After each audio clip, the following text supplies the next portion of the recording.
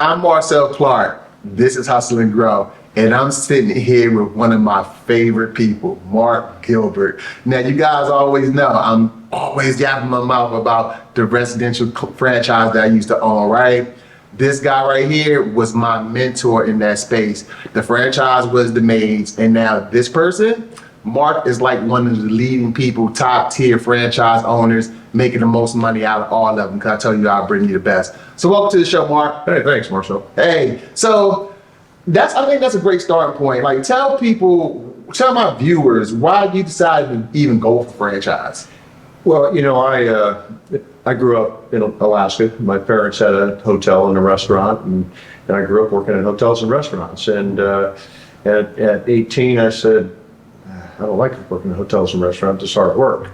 So I joined the Navy because I couldn't go to school. And I joined the Navy, and after 4 years of that, I thought, this is not for me either. And I'm glad I did my time, but I got out and went to college, got an accounting degree, and then I worked as a CPA for 20 years. But the entrepreneurial bug that my father had was in me. So after that amount of time, I'd always thought, geez, when am I going to open my own business?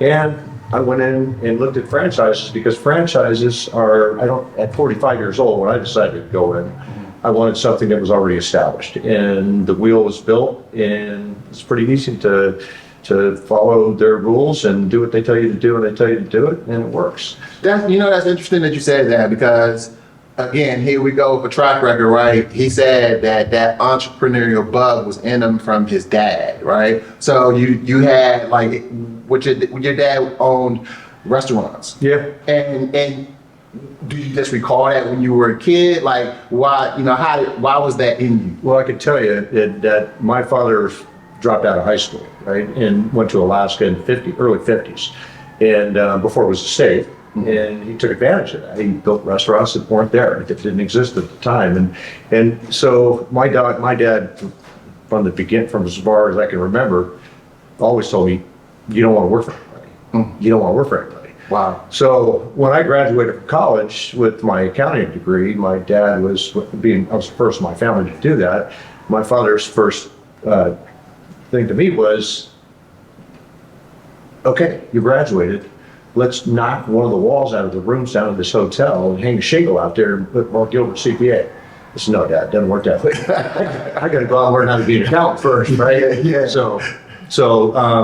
So that's pretty much. I mean, it's just there. I mean, it was embedded in me that we should be working for ourselves. Man, you heard it right. Now, question. So you decide on the Maids, and obviously, for those that don't know, the Maids is a big system. I mean, they're national and international. Actually, they're in Canada. So you're in the system. Tell me, like, what were like some of the challenges you faced early on? Well, the hardest thing with that type of business, first of all, is it's labor intensive. Okay, and the people that work for you, because I have a location here in Sarasota, Florida as well, and they're all Hispanic, and I don't speak Spanish. Right. I didn't speak Spanish then. I don't speak Spanish now, and this is 20 years later. But what? So the hardest part, I think, is people. Right. I mean, everybody wants their house clean. It's getting people that want to do that hard work. Right. And the Hispanic community is real good at that, as you know. Yeah. And so that's the hardest. Yeah, and I think they don't understand that we were in the same position, because from that standpoint, we both didn't speak Spanish. However, the key in that situation was he has an excellent field manager, right? So the person that's responsible for all of this staff, she's Latino, she's bilingual. They became our conduits, right? Takes a lot of talent to recognize that and to find the right person to make them successful. So Mark, so you're in the franchise, it's basically doing what it does. You mentioned your accounting background. You're top tier in the Maids system, meaning let them know, when you're in the top tier, how much are you making per year revenue wise? I do $5 million of revenue with cleaning houses.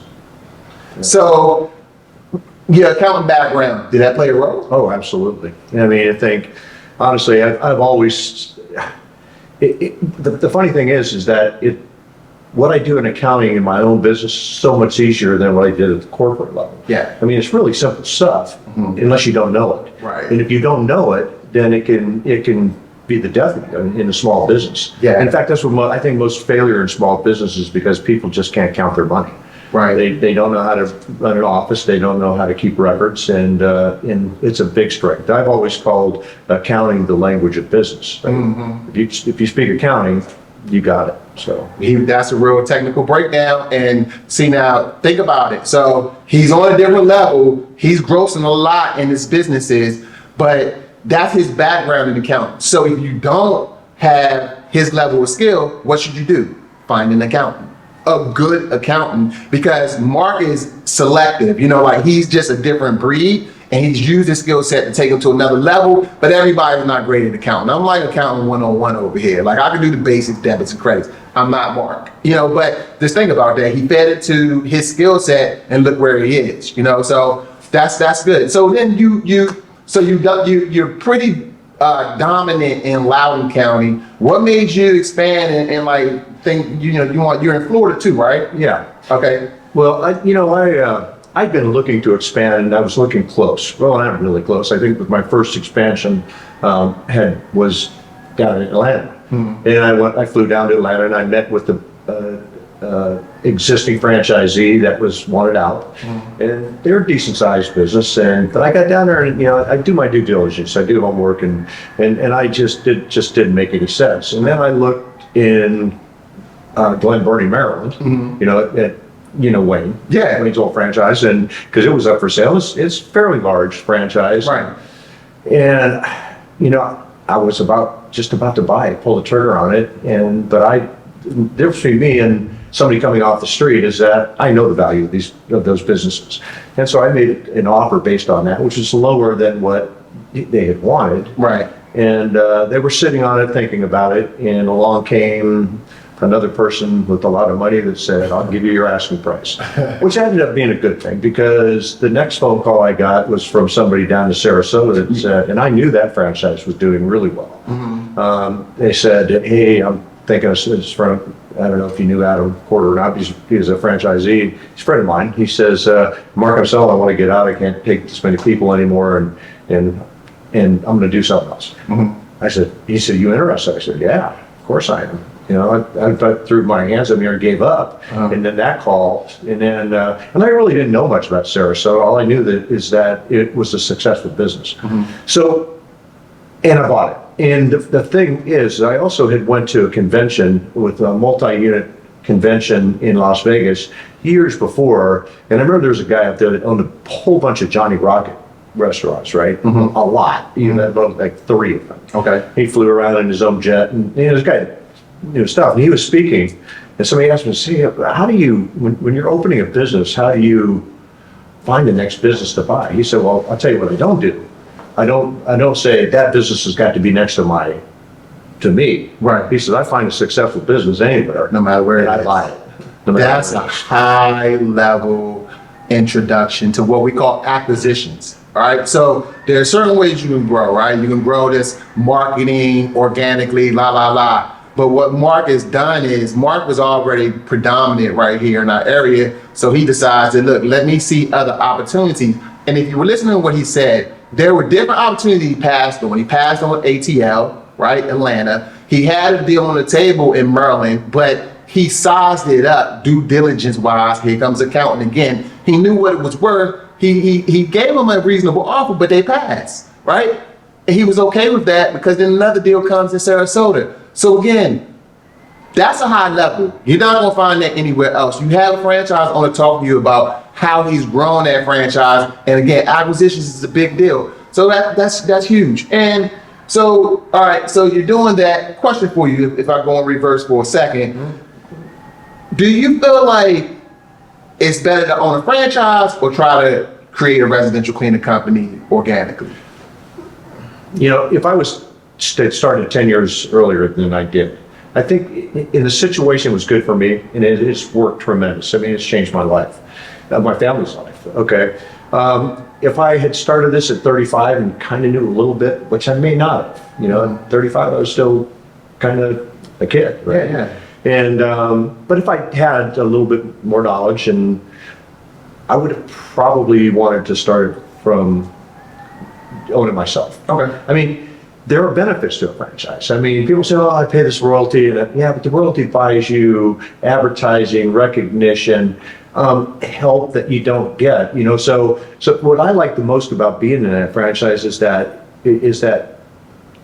I'm pretty good at a lot of things, but I'm not great at like marketing, and I'm not great at, you know, human resources. And it's, you know, they fill in those Yeah, those blanks. things matter. They've got people you can bounce things off of. Yeah. And it's a little tougher when you do it from scratch. From scratch, yeah, and I would wholeheartedly agree with that. That internal engine of the franchise, that's what he's talking about, right? You buy a franchise, it's called turnkey for a reason. Don't be deceived, it's not simple.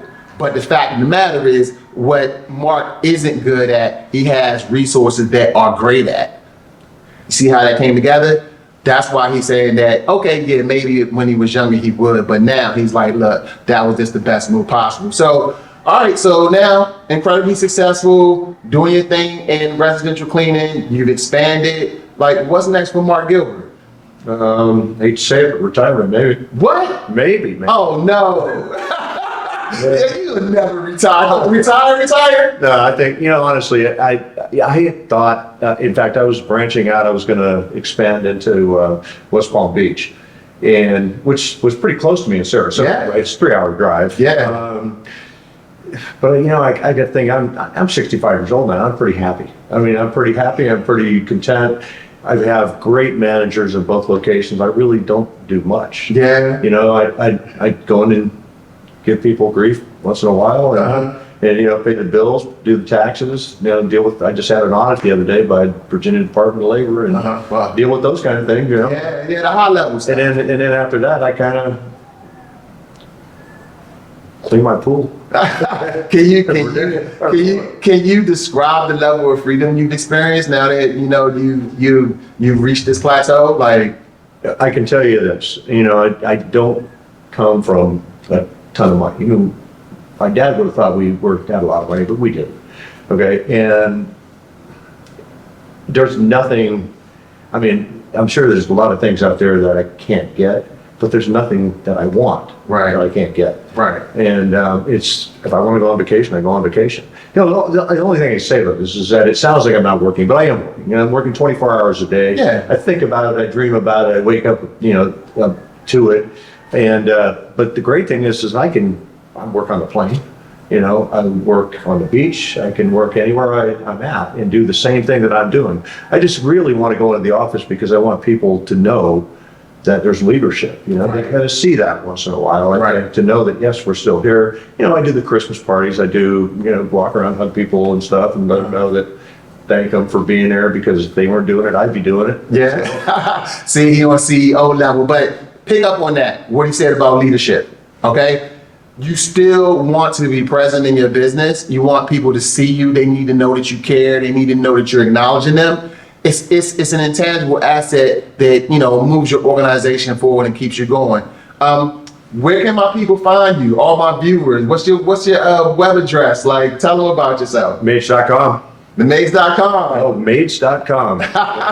You see how he said that? Well, Mark, for me, you personally, you were my mentor when I didn't know anything about residential cleaning. Most people, I have a very aggressive personality. A lot of people really weren't even getting me in that space, but me and Mark bonded. Like, we both we're straight talkers. Like, a lot of people get put off by that. And I just wanted to thank you, man, because if you didn't give me that level of mentorship, I definitely wouldn't be the person that I am today. Yeah, well, thank you.